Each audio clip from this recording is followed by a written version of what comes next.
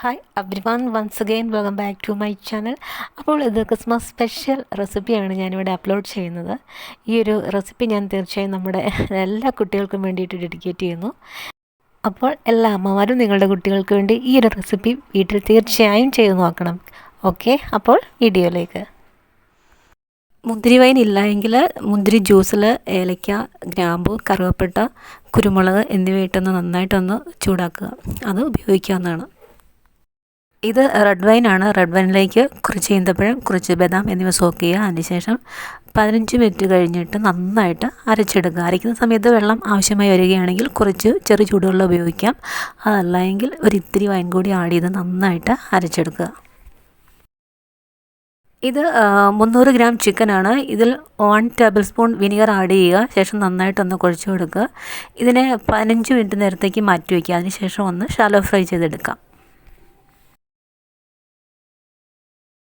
Chicken shallow fry ചെയ്യുന്നതിന് വേണ്ടി ഒന്നുകിൽ ബട്ടർ ഉപയോഗിക്കുക, അതല്ലെങ്കിൽ ഒലിവ് ഓയിൽ ഉപയോഗിക്കുക.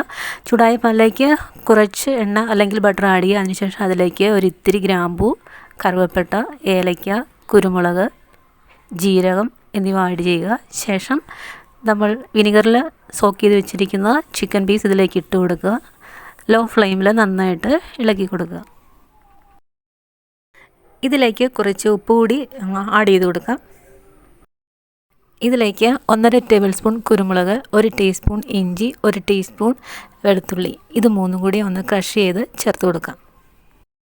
ചിക്കൻ വളരെ പെട്ടെന്ന് തന്നെ കുക്കായി കിട്ടും. ഈ സമയത്ത് ക്യാരറ്റ് റെഡിയാക്കാം. ക്യാരറ്റ് നല്ല വലിപ്പമുള്ള ഒരെണ്ണം മതിയാകും.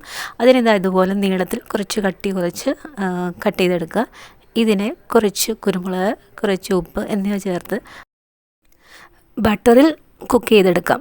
ഒത്തിരി സമയമൊന്നും ആവശ്യമില്ല, പെട്ടെന്ന് തന്നെ നമുക്കിത് കുക്കായി കിട്ടുന്നതായിരിക്കും. ഇതിലേക്ക് ഇത്തിരി ഉപ്പ് കൂടി ആഡ് ചെയ്ത് കൊടുക്കുക. ശേഷം ഉരുളക്കിഴങ്ങ്, സവാള എന്നിവ കൂടി ക്യാരറ്റ് കുക്ക് ചെയ്തെടുത്ത പോലെ തന്നെ നമുക്ക് ചെയ്യാം. നല്ല വലിപ്പമുള്ള ഒരു ഉരുളക്കിഴങ്ങ് മതിയാകും. അതിനെ ക്യാരറ്റ് സ്ലൈസ് ചെയ്ത പോലെ തന്നെ നീളത്തിൽ കട്ട് ചെയ്തെടുക്കുക. വളരെ കുറച്ച് കുരുമുളക്, അതുപോലെ തന്നെ ഉപ്പ് ചേർത്ത് വേണം ഇത് മൂന്നും ഇതുപോലെ ഒന്ന് ഷാലോ ഫ്രൈ ചെയ്തെടുക്കണം, അല്ലെങ്കിൽ ഒന്ന് കുക്ക് ചെയ്തെടുക്കാൻ. റെഡ് വൈനിൽ കുതിർത്ത് വെച്ച ബദാം, ഈന്തപ്പഴം എന്നിവ നന്നായിട്ട് ഇത് അരച്ചെടുത്തിട്ടുണ്ട്. ഇനി ചൂടായ പാനിലേക്ക് ഒരു ഇത്തിരി ബട്ടർ ആഡ് ചെയ്യുക. അതിലേക്ക് ഇതൊന്നിടുക. ലോ ഫ്ലെയിമിൽ നന്നായിട്ട് നന്നായിട്ട് ഇളക്കി കൊടുക്കുക. കുറച്ച് ചെറു ചൂടുവെള്ളം ഒഴിച്ചു കൊടുത്ത് വേണം ഇതിനെ ഒന്ന് ലൂസ് കൺസിസ്റ്റൻസിയിലേക്ക് കൊണ്ടുവരിക.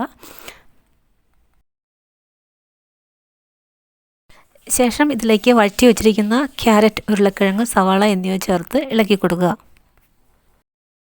ഇതിലേക്ക് ഇത്തിരി ചെറു ചൂടുവെള്ളം കൂടി ഒഴിച്ചു കൊടുക്കാം. എന്നിട്ട് നന്നായിട്ട് ബോയിൽ ചെയ്യുക. ഇതൊന്ന് വറ്റി കുറുകി വരണം. അതുപോലെ തന്നെ ഇതിലേക്ക് വെള്ളം ഒഴിച്ചതിന് ശേഷം വറുത്ത് വെച്ചിരിക്കുന്ന ചിക്കൻ പീസ് കൂടി ഇട്ട് ഇളക്കി കൊടുക്കുക. ഇനി ഇതിലേക്ക് ഒരു ഇത്തിരി കുരുമുളക് പൊടി, വളരെ കുറഞ്ഞ അളവിൽ മതിയാകും, കുരുമുളക് പൊടി കൂടി സ്പ്രെഡ് ചെയ്ത് കൊടുക്കുക. ശേഷം ഇതിലേക്ക് ഒറിഗാനോ 1 ടേബിൾ സ്പൂൺ ആഡ് ചെയ്ത് കൊടുക്കാം. ഒറിഗാനോ കടയിൽ വാങ്ങിക്കാൻ കിട്ടും. അതില്ലെങ്കിൽ എന്താ പറയുക, നമ്മുടെ മുറ്റത്ത് നിൽക്കുന്ന തുളസിയില, പനിക്കൂർക്കില, മിൻറ്റ്, പുതിനയില, കൊറിയാണ്ടർ ലീഫ്, ഇതൊക്കെ കൂടി ഒന്ന് കട്ട് ചെയ്യുക. എന്നിട്ട് നന്നായിട്ട് വറുത്തെടുക്കുക. കൈകൊണ്ട് നമ്മൾ ഒന്ന് ഇങ്ങനെ എന്താ പറയുക, ഞെക്കുമ്പോൾ പൊടിഞ്ഞു പോകുന്ന രീതിയിലാകുമ്പോൾ ആ ലീഫ് ഇതിൻ്റെ മുകളിലേക്കൊന്ന് വിതറി കൊടുക്കുക.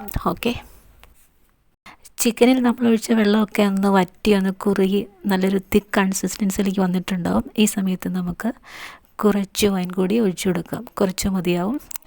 അതായത് ചിക്കൻ്റെ ആ ഫ്ലേവറൊക്കെ ഒന്ന് നോക്കുക, ഒരുപാട് മധുരമുണ്ടോ അങ്ങനെയൊക്കെ ഒന്ന് ചെക്ക് ചെയ്യണം.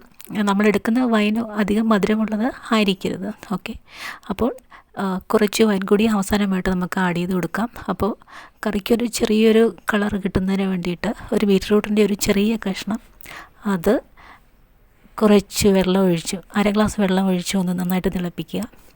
അത് വൈനുമായിട്ട് മിക്സ് ചെയ്തിട്ട് ഇതുപോലെ ഒഴിച്ചു കൊടുക്കുമ്പോൾ ഒരു ചെറിയൊരു കളർ വരും.